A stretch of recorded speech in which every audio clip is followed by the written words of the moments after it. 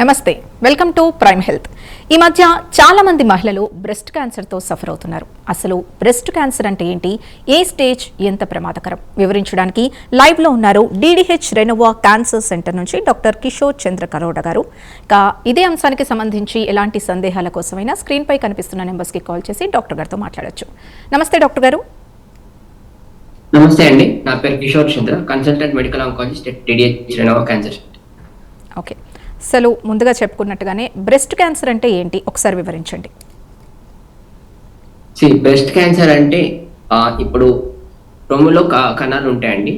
అది కొన్ని genetic changes లేదా ఎన్విరాన్మెంటల్ చేంజెస్ లేదంటే ఎనీ ఎక్స్టర్నల్ పొల్యూషన్ వల్ల ఇంకా ఏజ్ చేంజెస్ వల్ల కొన్ని కణాలు విపరీతంగా పెరిగి కణితిగా మారుతాయి. ఇది బ్రెస్ట్ క్యాన్సర్. సో ఎట్లా ఉంటుందంటే బ్రెస్ట్ క్యాన్సర్ లో రొమ్ములో గడ్డల్లాగా ఇంకా చంకలో గడ్డలాగా ప్రెజెంట్ అవ్వచ్చు. ఓకే, ఇప్పుడు మీరు ఏజ్ గురించి మెన్షన్ చేశారు, అంటే దీనికి ఒక సర్టెన్ ఏజ్ అంటూ ఉంటుందా?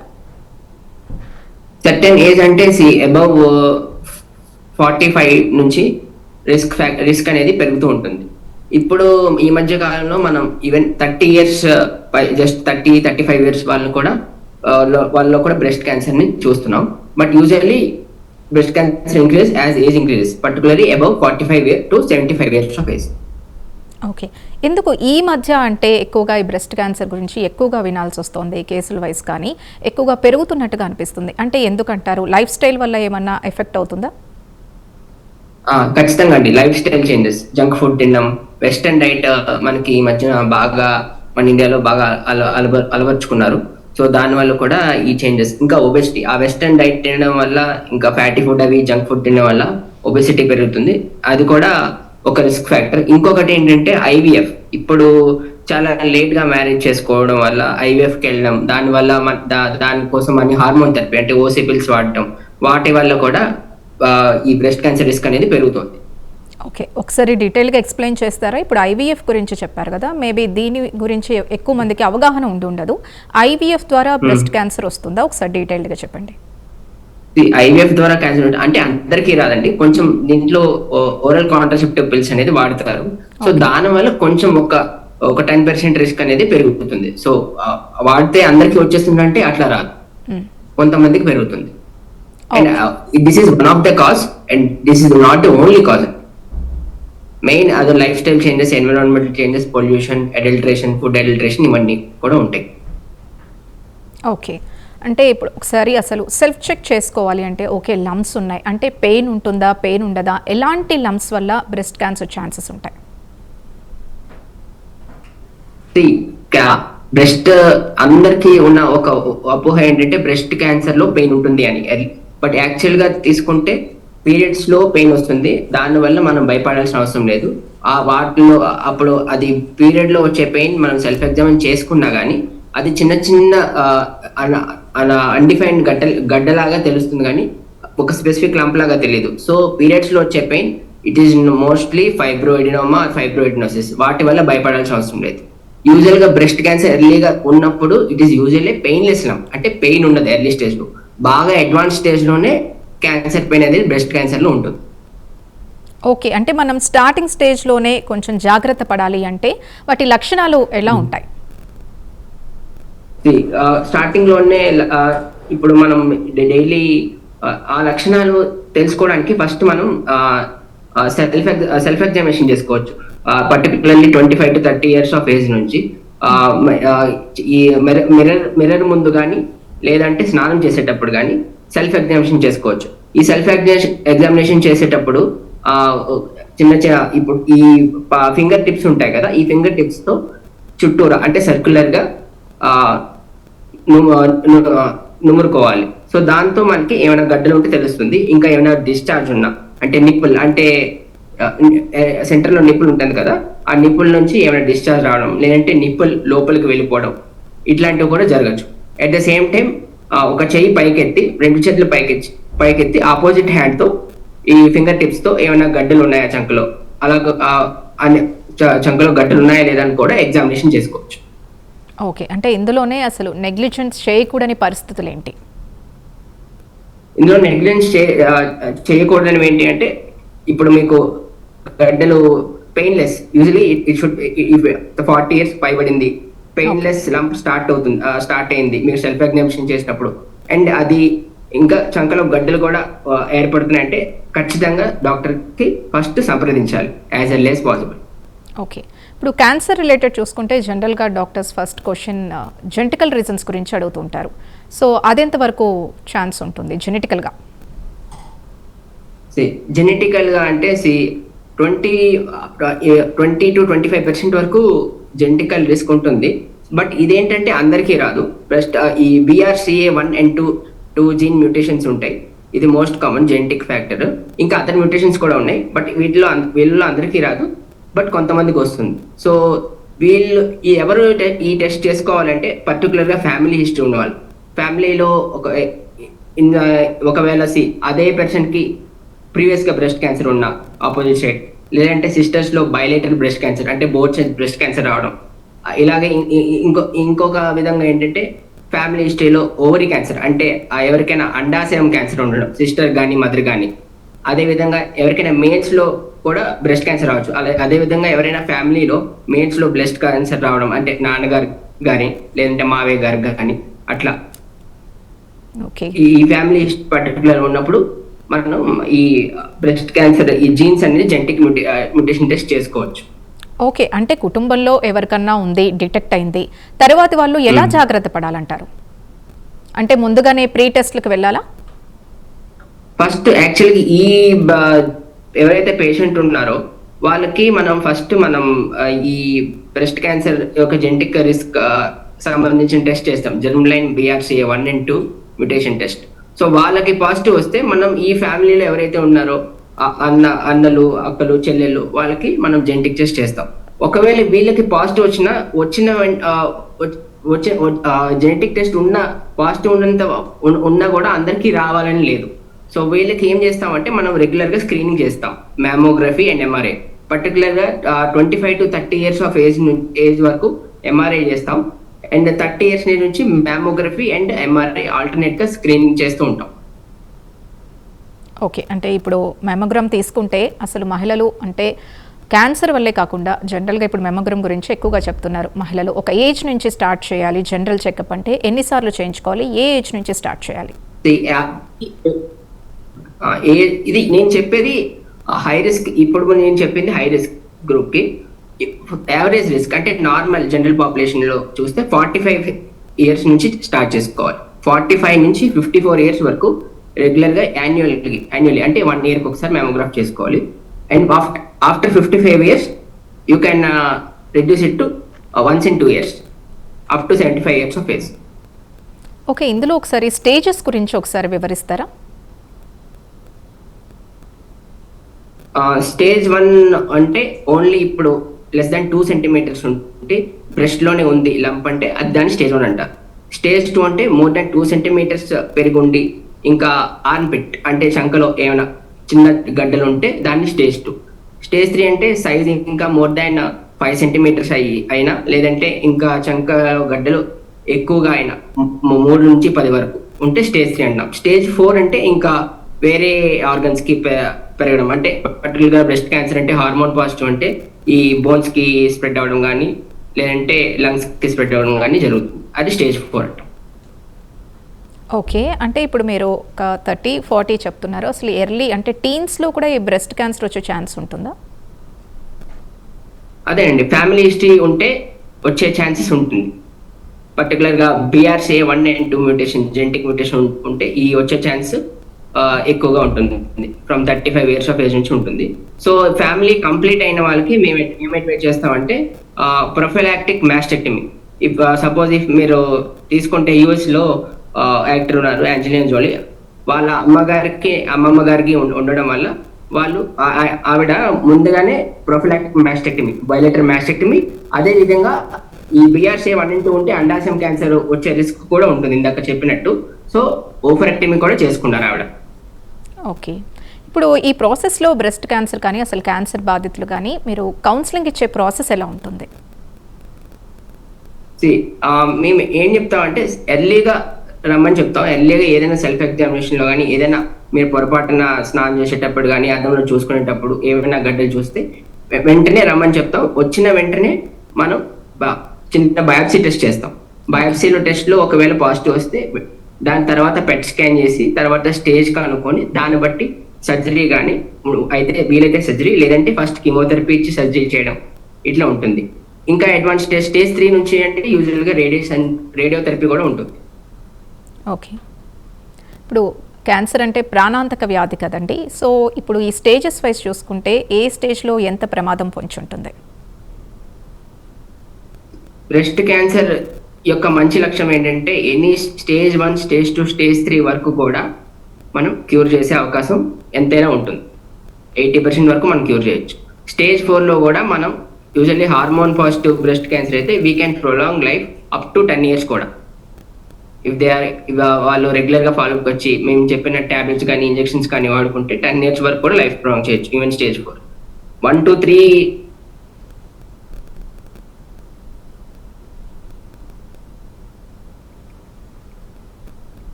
ఓకే, ఇప్పుడు ఆడవాళ్ళలో ప్రస్తుతం చాలామంది బ్రెస్ట్ క్యాన్సర్తో సఫర్ అవుతున్నారు. అంటే ఇది ఒక ఏజ్ అని చెప్తున్నారు, కానీ యాక్చువల్గా ఈ మధ్య లైఫ్ స్టైల్ వల్ల కూడా.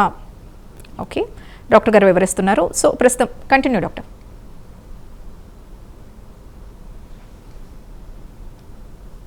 ఆలస్యంగా బ్రెస్ట్ క్యాన్సర్లో స్టేజ్లో ఆలస్యంగా గుర్తిస్తే ఏంటి? ప్రాణాంతక వ్యాధి గురించి చెప్తున్నారు మీరు, ఎంత ప్రమాదం అనేది. ఒకవేళ ఆలస్యంగా గుర్తిస్తే అసలు ఇది క్యూరబులేనా కాదా ఒకసారి చెప్పండి. ఖచ్చితంగా క్యూరబుల్ అండి. అదే స్టేజ్ 1 to స్టేజ్ 3 తీసుకుంటే మనం ఖచ్చితంగా క్యాన్సర్ అనేది క్యూరబుల్.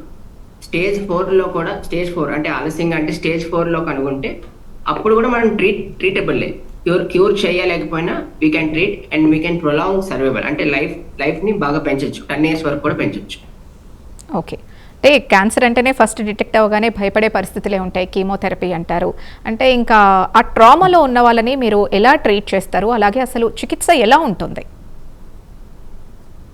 స్టేజ్ 1 క్యాన్సర్ అనుకోండి, ఓన్లీ సర్జరీతోనే కొన్నిసార్లు సరిపోతుందండి. కీమోథెరపీ, రేడియోథెరపీ అన్ని సార్లు అవసరం లేదు.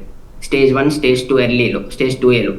స్టేజ్ 2, స్టేజ్ 3లో కొన్నిసార్లు సర్జరీ ఫాలోడ్ బై కీమోథెరపీ, లేదంటే కీమోథెరపీ ఫాలోడ్ బై సర్జరీ ఉంటుంది. కొన్నిసార్లు రేడియేషన్ యూజువల్లీ స్టేజ్ 3 నుంచి ఉంటుంది. ఓకే, సర్జరీ, కీమోథెరపీ, రేడియేషన్ వీటిలో డిఫరెన్స్ ఏంటండి? ఏ స్టేజ్లో ఏది అవసరం పడుతుంది? చెప్పాను కదండి, స్టేజ్ 1 క్యాన్సర్లో if it is hormone positive. ఇప్పుడు ఇది చెప్పే ముందు నేను కొన్ని టైప్స్ ఆఫ్ బ్రెస్ట్ క్యాన్సర్ చెప్తాను. బ్రెస్ట్ క్యాన్సర్ టైప్స్ ఉంటాయి. హార్మోన్ పాజిటివ్ అంటే ER/PR అనే బయాప్సీ చేసిన తర్వాత IHC చేసుకుంటాం. అది చేసిన తర్వాత ER/PR అనే టెస్ట్ ఉంటుంది. అది ER/PR పాజిటివ్ ఉంటే హార్మోన్ పాజిటివ్ ఉంటాం. అదే HER2 పాజిటివ్ ఉంటే HER2 పాజిటివ్ బ్రెస్ట్ క్యాన్సర్ అంటాం. అది ఈ 3 నెగిటివ్ ఉంటే ట్రిపుల్ నెగిటివ్ బ్రెస్ట్ క్యాన్సర్ అంటాం. ఈ 3 పాజిటివ్ ఉంటే ట్రిపుల్ పాజిటివ్ బ్రెస్ట్ క్యాన్సర్ అంటాం. సపోజ్ ఈ హార్మోన్ పాజిటివ్ స్టేజ్ 1 అనుకోండి, ఓన్లీ సర్జరీతోనే క్యూర్ అయిపోయే అవకాశం ఉంటుంది. ఓకే, స్టేజ్ 2కి వస్తే మనం సర్జరీ చేసి తర్వాత కీమోథెరపీ కూడా ఇవ్వాల్సిన అవసరం ఉంటుంది, హార్మోన్ పాజిటివ్ అయినా కానీ. అండ్ స్టేజ్ 3 వచ్చేసరికి రేడియోథెరపీ కూడా. ఈ సర్జరీ తర్వాత కీమోథెరపీ అంటే ఇంజెక్షన్స్ తర్వాత రేడియేషన్ అంటే ఏమీ లేదండి. రేడియేషన్ అంటే చాలా మంది కరెంట్ అని అదని చాలా అపోహతో భయపడుతుంటారు. జస్ట్ రేడియేషన్ అంటే నథింగ్ బట్ ఎక్స్రేస్ ఎలా అయితే తీసుకుంటామో అలానే ఉంటుంది. సో ఏమీ భయపడాల్సిన అవసరం లేదు. ఇప్పుడు ఇంకా లేటెస్ట్ టెక్నిక్స్ కూడా వచ్చాయి. ఆ టార్గెట్ ఏదైతే ఉందో ఆ టార్గెట్కే రేడియేషన్ ఇచ్చేలాగా న్యూ మెషిన్స్ వచ్చాయి. So very painless procedure radiation అనేది.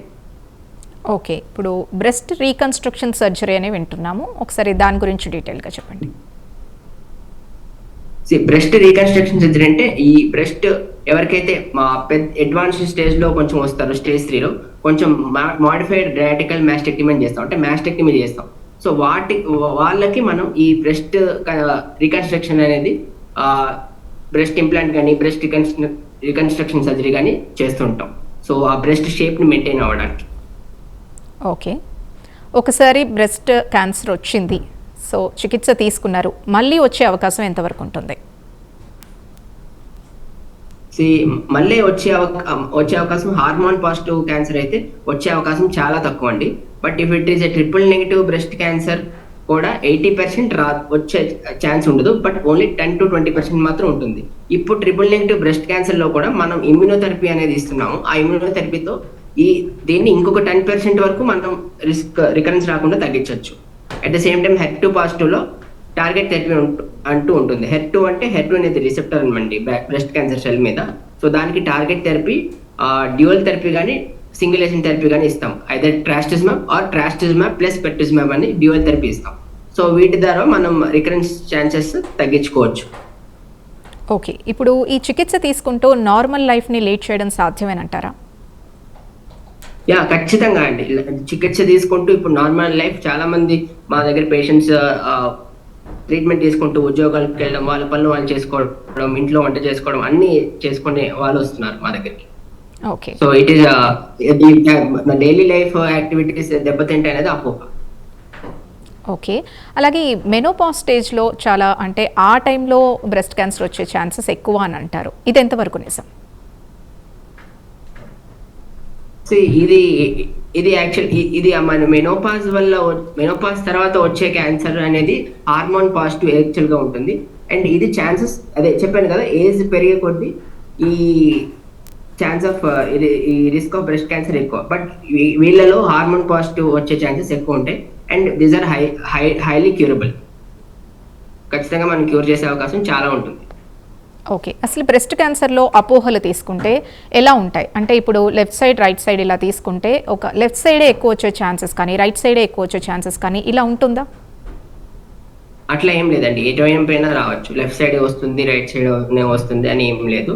ఇంకొక మేజర్ అపోహ అంటే బయాప్సీ చేస్తే క్యాన్సర్ పెరిగిపోతుంది, లేదంటే ఏమైనా ప్రమాదకరం అవుతుంది అనేది ఇంకొక అపోహ బ్రెస్ట్ బయాప్సీ. బట్ అది కంప్లీట్లీ రాంగ్ అండి. Biopsy is a very safe procedure and me cancer ఎక్కడికి స్ప్రెడ్ అవ్వదు. సో ఎర్లీగా బయాప్సీ చేసుకుంటే ఒకవేళ డౌట్ ఉంటే మీకు ఖచ్చితంగా క్యూర్ రేట్ అనేది ఎక్కువ ఉంటుంది. ఓన్లీ సర్జరీతో కూడా కంప్లీట్ అయిపోయే ఛాన్సెస్ ఉంటుంది, particularly stage 1 hormone positive breast cancer. Okay, in case pregnancy మహిళలకి బ్రెస్ట్ క్యాన్సర్ డిటెక్ట్ అయితే వాళ్ళు ఎలా తీసుకోవాలి ఫస్ట్ దాన్ని, అలాగే ఎలాంటి జాగ్రత్తలు తీసుకోవాలి, బేబీ ఎంతవరకు సేఫ్? బ్రెస్ట్ క్యాన్సర్ ప్రెగ్నెన్సీలో వచ్చినప్పుడు ఏంటంటే బయాప్సీ చేసుకోవచ్చు. బయాప్సీ సేఫ్ ప్రొసీజర్, ఏం ప్రాబ్లం లేదు. ఎర్లీ స్టేజ్ ఉన్నప్పుడు ఏంటంటే మనం దానికి మన ఫాలోఅప్ లో పెట్టుకొని క్లోజ్ ఫాలోఅప్ లో పెట్టుకోవచ్చు. అండ్ సెకండ్ ట్రైమెస్టర్ అంటే సెకండ్ 3 to 6 months 3 months దాటిన తర్వాత సర్జరీ చేసుకోవచ్చు అండి. ఆ తర్వాత థర్డ్ ట్రైమెస్టర్ నుంచి కీమోథెరపీ కూడా పెట్టుకోవచ్చు. ఓకే, ఇది మహిళలకే పరిమితం అండి బ్రెస్ట్ క్యాన్సర్ అనేది, పురుషుల్లో కూడా వచ్చే ఛాన్స్ ఉంటుందా?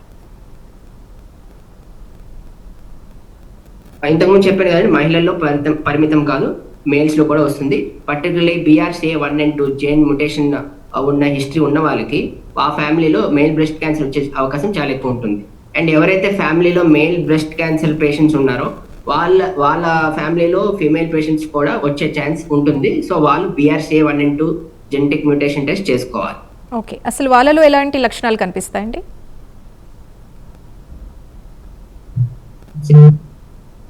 నార్మల్ గా ఇప్పుడు ఈ జెనెటిక్ వల్ల వచ్చినా జెనెటిక్ కాకుండా వచ్చినా సేమ్ ఈ లక్షణాలే ఉంటాయండి.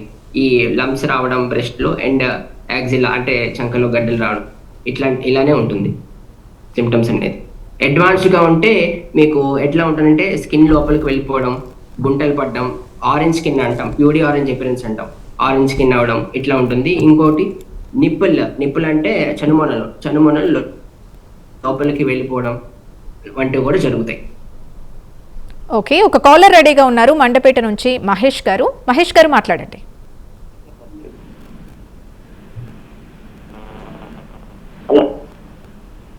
మాట్లాడండి, డాక్టర్ గారు వింటున్నారు.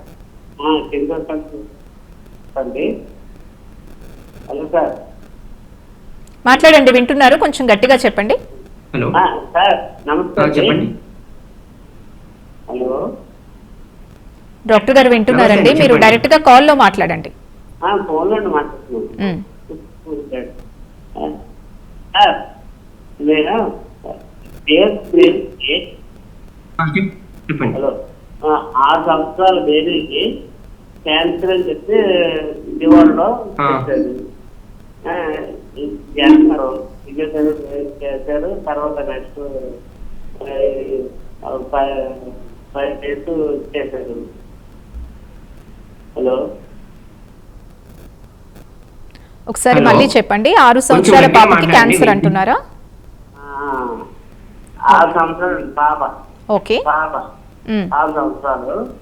6 సంవత్సరాల అమ్మాయికి మీరు క్యాన్సర్ చెప్పేసి అన్నారు. ఓకే. టెస్ట్లు అన్ని చేయించారు అక్కడ విజయవాడలో. అక్కడ ఏం చెప్పారంటే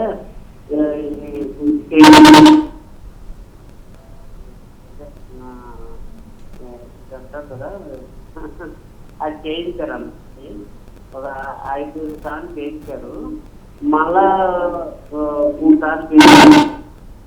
నిన్న తీసుకుని వెళ్ళి మంచి చేయించారు. తనకి ఏంటి పరిస్థితి?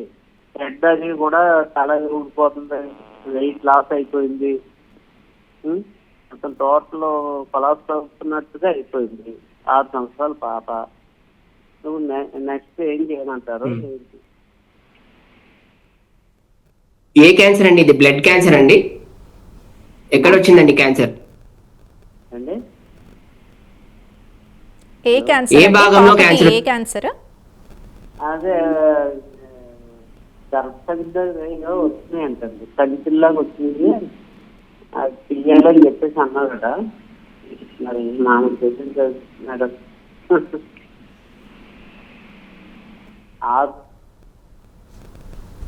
ఎన్ని సంవత్సరాలు? 6 సంవత్సరాల పాప అన్నారండి?